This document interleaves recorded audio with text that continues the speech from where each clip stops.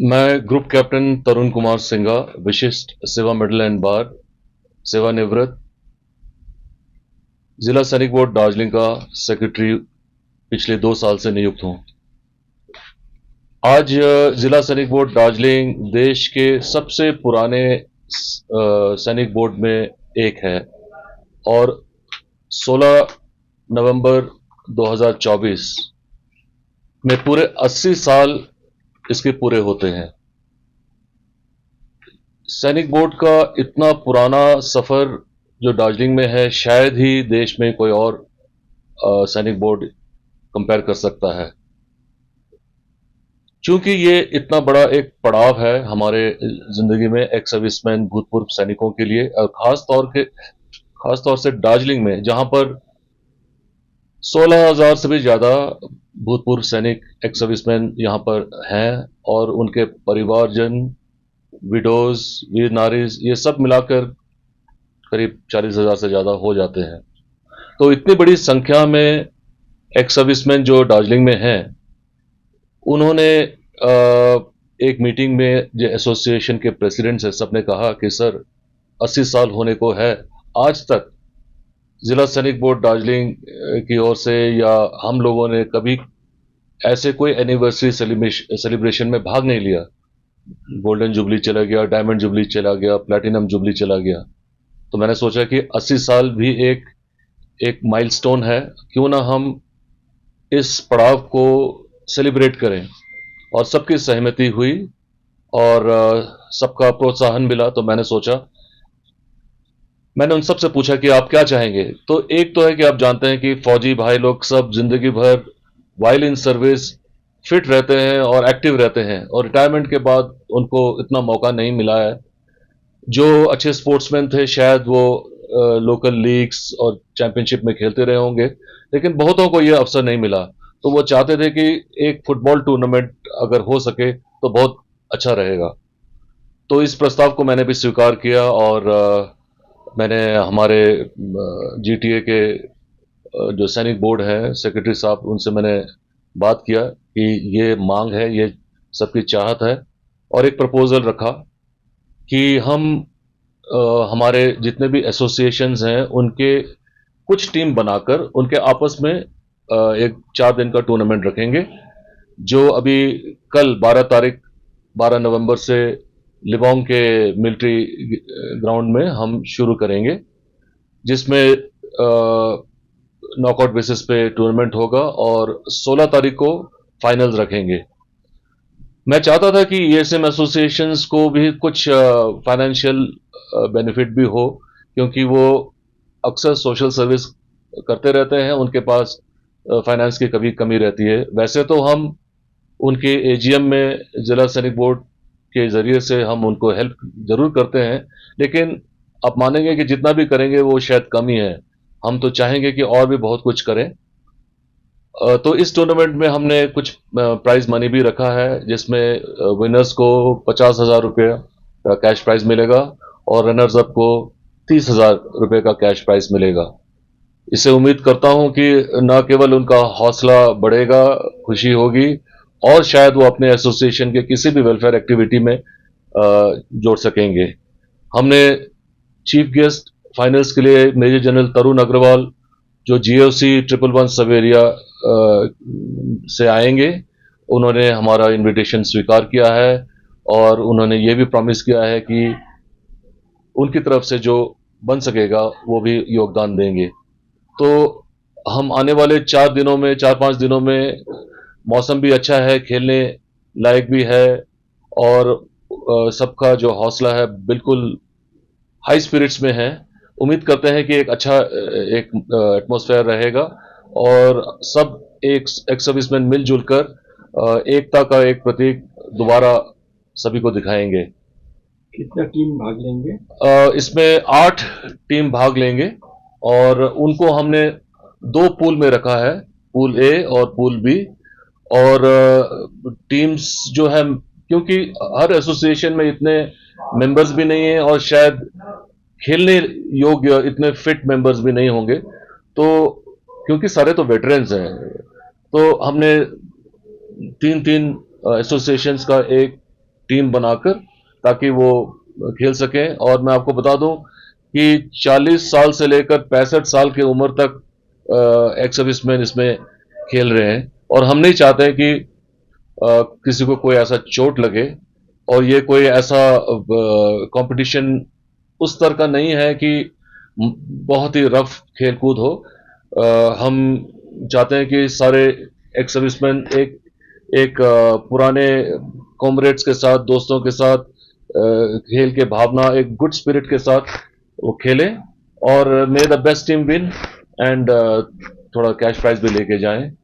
तो ये है फुटबॉल टूर्नामेंट का थोड़ा सा मैंने जो आपको ब्रीफिंग किया। उस दिन कुछ दूसरा कार्यक्रम भी आपने रखा है? हाँ, हमने देखिए अभी ये नवंबर का महीना है और जितने भी पेंशनर्स हैं नवंबर में सबको लाइफ सर्टिफिकेशन देना पड़ता है कि जिंदा है, जीवित हैं। इसके अलावा हमारे पेंशन जो मेजॉरिटी ऑफ द पेंशनर्स अब स्पर्श बोल के एक सिस्टम है, उसके जरिए से उनको पेंशन मिलता है। लेकिन जो स्पर्श सिस्टम फॉर पेंशन एडमिनिस्ट्रेशन, रक्षा जिसे कहते हैं, हर कोई ये सब उससे पूरी तरह से फेमिलियर नहीं है। तो उनको हेल्प करने के लिए और उनके लाइफ सर्टिफिकेशन के लिए आर्मी के हेल्प से और बैंक्स के हेल्प से काफी सारे स्टॉल्स होंगे जिनमें बैंक्स के रिप्रेजेंटेटिव्स होंगे और स्पर्श सीडीए के जहां से पेंशन आता है उनके रिप्रेजेंटेटिव्स भी होंगे। तो इस खेल कूद के माहौल में हमारे एक्स सर्विसमैन भी आएंगे और अपना लाइफ सर्टिफिकेशन भी करा सकेंगे। और स्पर्श का भी जिनका कुछ अटका हुआ है ये भी रहेगा। इसके अलावा जो ईसीएचएस का भी स्टॉल रहेगा, क्योंकि दार्जिलिंग आना लोगों को बाहर से हमेशा प्लान करना पड़ता है, लेकिन एक ऐसे एटमॉस्फेयर में आएंगे और वहां पर सब सुविधाएं होंगी। तो उम्मीद है कि इससे सबको फायदा होगा। ये हमारा इस फुटबॉल टूर्नामेंट का प्लान है। और हमने एक और प्लान किया था कि हम एक दिन का या 2 दिन का एक मेला रखेंगे फैमिलीज के लिए, बच्चों के लिए, ex serviceman. Unfortunately time constraints और फाइनेंशियल रीजंस की वजह से हम इस वक्त प्लान नहीं कर पाए, क्योंकि ये एनिवर्सरी साल रहेगा, पूरा साल है हमारे सामने। हमने कई सारे और इवेंट्स प्लान करने का सोचा है, तो उम्मीद करता हूं कि इस साल में हम और भी बहुत कुछ कर सकेंगे। और चूंकि आप यहाँ पे आए हैं, मैं आपको बता दूं कि यहाँ पर 123 माउंटेन ब्रिगेड जो जला पहाड़ में है, वेटरन्स सेवा केंद्र है, जो कि जो मैंने एक्सपीरियंस किया कि बहुत ही एक्टिव सेवा वेटरन्स के लिए काम करती है। कमांडर बीएस उप्पल साहब नए आए हैं और उन्होंने पहले ही मीटिंग में मुझे ये बताया कि वेटरन्स का वेलफेयर देखभाल करना मेरा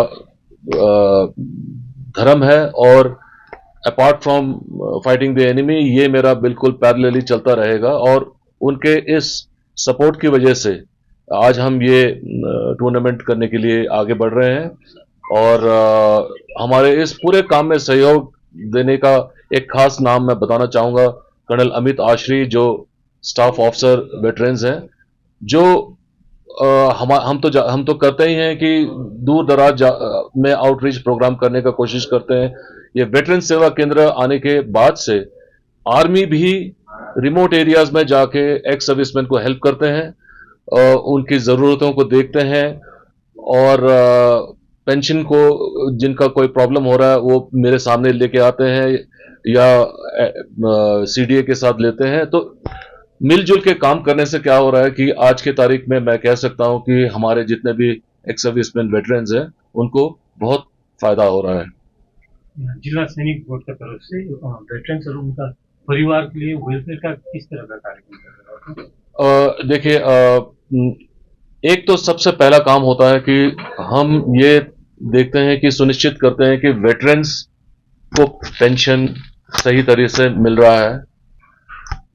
वेटरन के जिंदा रहते हैं हम ये भी कोशिश करते हैं कि उनके परिवारजन, यानी कि उनके पत्नी, वाइफ और उनके डिपेंडेंट चिल्ड्रन, स्पेशली डॉटर्स, जिनका ये भी प्रावधान है कि फादर मर गए, मदर मर गए और अनमैरिड डॉटर है या विडोड डॉटर है या डिवोर्स डॉटर है, और पेरेंट्स के साथ रहते हैं, कोई कमाई नहीं करते, चलना तो है जिंदगी। तो वो सब डॉक्यूमेंटेशन हम कोशिश करते हैं कि सही हो, ताकि पेरेंट्स के गुजर जाने के बाद उस बच्ची को, उस बेटी को पेंशन मिलता रहे। तो प्राइमरीली तो हम पेंशन का ही रोल देखते हैं। इसके बाद उनके कई ऐसे भी केसेस आए हैं, जैसे और जगह में भी इस तरह के रिपोर्ट्स आते हैं कि सर्विंग सोल्जर वो सर्व कर रहा है बॉर्डर में, उसके परिवारजनों को लोग हैरास कर रहे हैं, तंग कर रहे हैं। तो ऐसे केसेस भी आते हैं हमारे पास। तो हम एडमिनिस्ट्रेशन के साथ टेकअप करते हैं कि एक सर्विंग सोल्जर वो तो आ नहीं पाएगा, चाहे वो लीगल मैटर हो या कोई उनके फैमिली को हैरास कर रहे हो, तो हम एडमिनिस्ट्रेशन को बताते हैं और कि उस पर एक्शन लिया जाए, ताकि सोल्जर जो है जिस काम के लिए वो देश की सेवा में लगा रहे। कई सारी चीजें होती हैं कि ऐसा नहीं है कि हर कोई रिटायर्ड जो फौज में सर्व करता है सभी को पेंशन मिलता है। उसके कुछ क्राइटेरियाज होते हैं, 15 साल सर्विस होना होता है। कई लोग उससे पहले निकल आते हैं कई वजहों से, तो उनको पेंशन नहीं मिलता है। तो 65 इयर्स होने के बाद उनको पेन्यूरी ग्रांट मिलता है, महीने में 4,000 रुपये।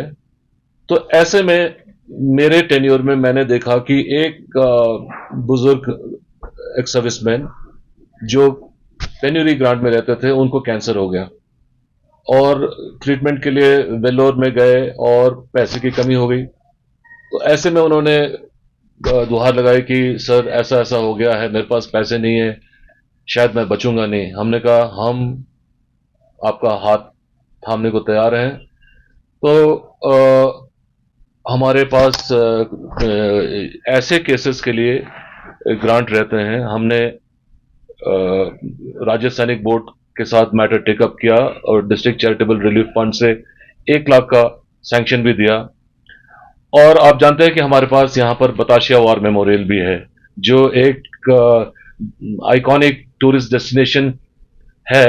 पर उससे ज्यादा यह है कि यहाँ पर हम हमारे जो वीर योद्धाओं की स्मृति में हम उनको सम्मान हर साल करते हैं, हर दिन करते हैं। बट खास तौर से विजय दिवस जो 2 मनाया जाता है, 26 जुलाई कारगिल विजय दिवस और 16 दिसंबर जो 1971 वॉर में इंडिया विक्ट्री ओवर पाकिस्तान में मनाते हैं।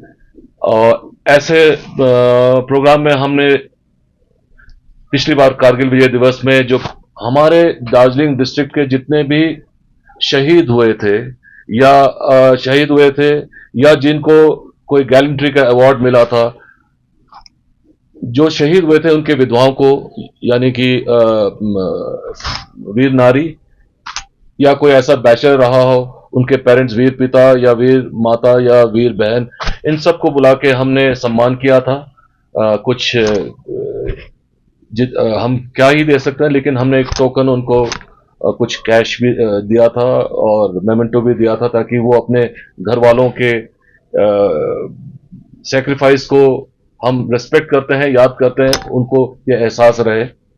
सिमिलरली हमने 16 दिसंबर के उसमें हमने 71 वॉर में सिमिलरली शहीद हुए परिजनों को भी हमने इस तरह से सम्मानित किया था।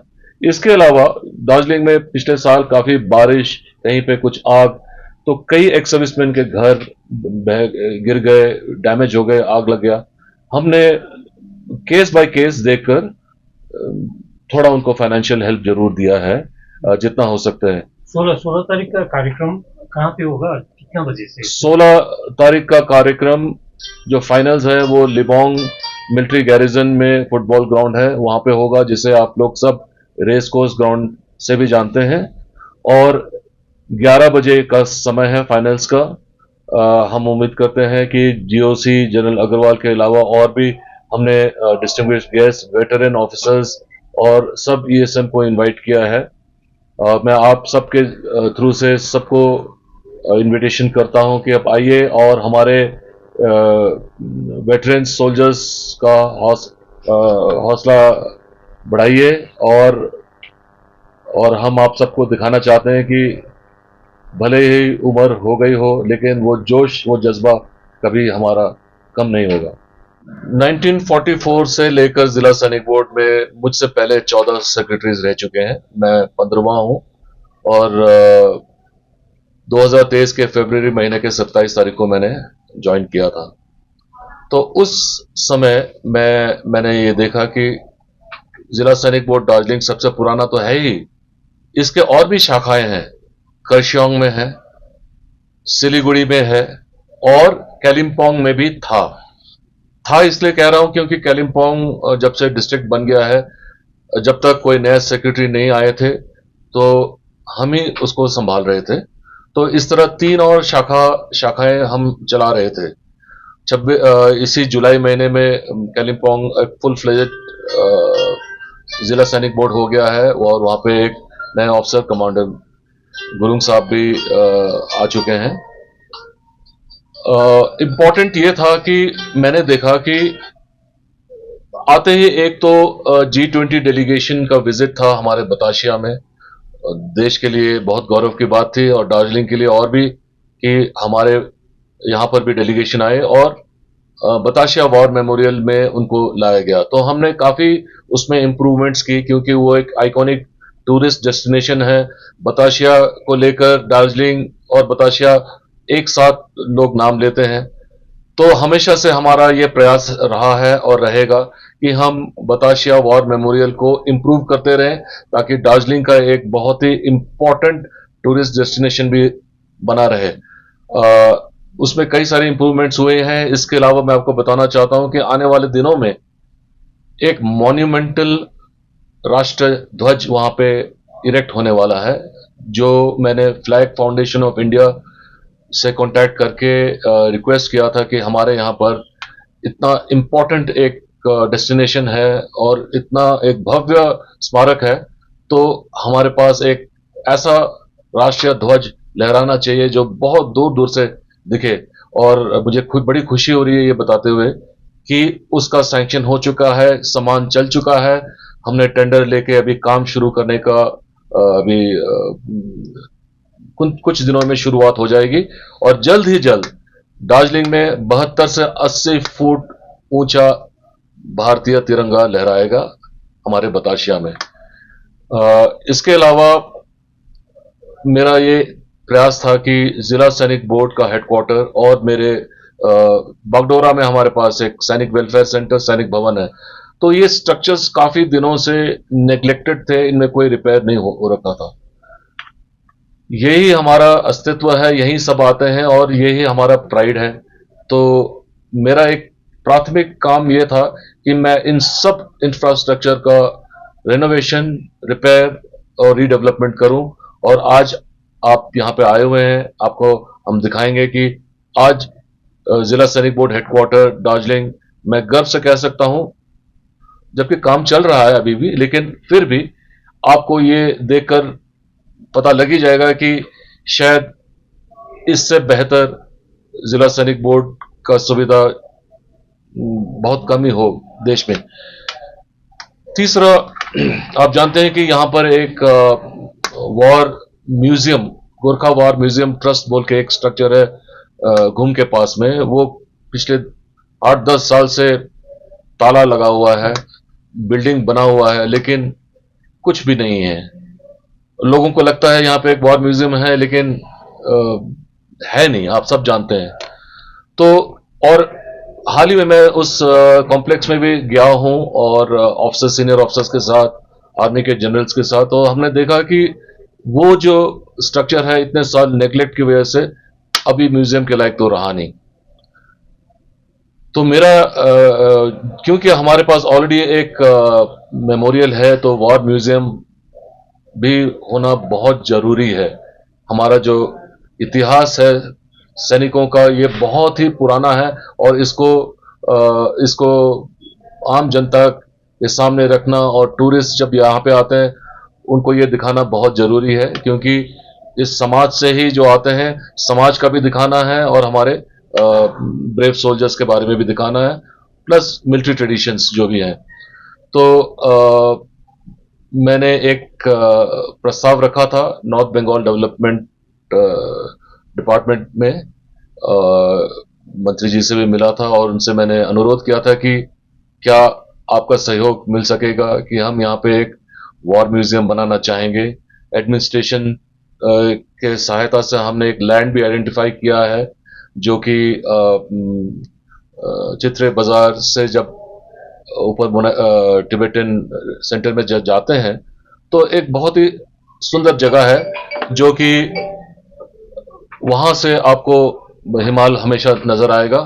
सामने चाय बागान है। अगर वहां पर हम म्यूजियम बना सकें तो एक आकर्षण भी रहेगा, प्लस इंफॉर्मेशन भी बहुत लोगों को मिलता रहेगा, और इससे हम हमारे एक्स सर्विसमैन भाइयों को कुछ एम्प्लॉयमेंट भी दे सकेंगे। तो ये फिलहाल ये प्रपोजल गया हुआ है। We are awaiting response from that.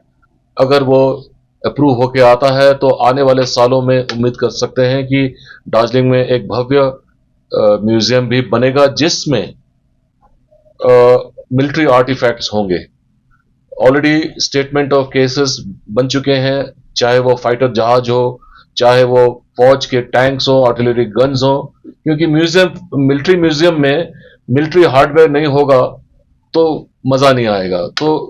तो इसकी तैयारी हमने शुरू कर दी है और उम्मीद करते हैं कि आने वाले सालों में ये होगा।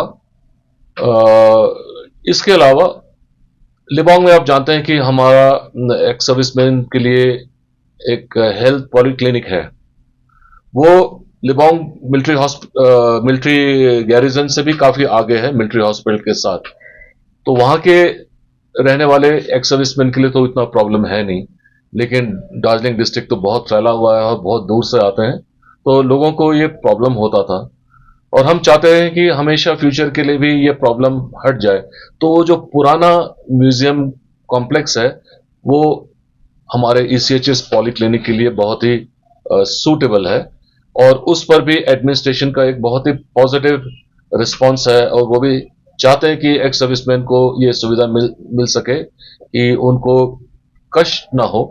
तो अभी वो प्रक्रिया चल रही है कि उसे हमें हैंड ओवर कर देंगे तो हम ईसीएचएस की सुविधा वहीं रोड साइड में उस कॉम्प्लेक्स में कर सकेंगे। तो ये मोटा मोटी मैंने आपको मेजर जो डेवलपमेंट्स आने वाले सालों में करने के लिए जो प्रस्ताव दिए हैं, ये आप सबको मैं अवगत करा रहा हूं। एक और बात मैं कहना चाहूंगा, ये जुड़ा हुआ है वंस अगेन स्पोर्ट्स को लेके। आप जानते हैं कि हमारे फौजी भाई लोग सब तो वायलिन सर्विस तो मार्क्समैन थे, बंदूकें चलाते, और कुछ तो देश का नाम रोशन कर रहे थे ओलंपिक्स में, एशियन गेम्स में, कॉमनवेल्थ में और इंटरनेशनल फोरम में।